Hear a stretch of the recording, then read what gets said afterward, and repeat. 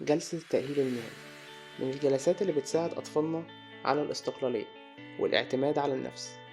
أول حاجة بنعرف الطفل على الأدوات اللي هيستخدمها وطريقة العمل بيها.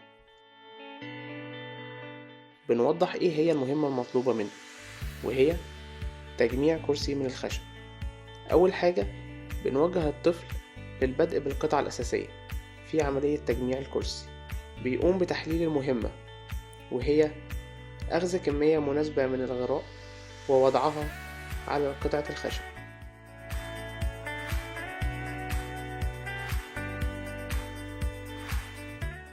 بيقوم بوضعها في المكان المناسب له، ثم استخدام الشاكوش في تثبيتها بشكل جيد.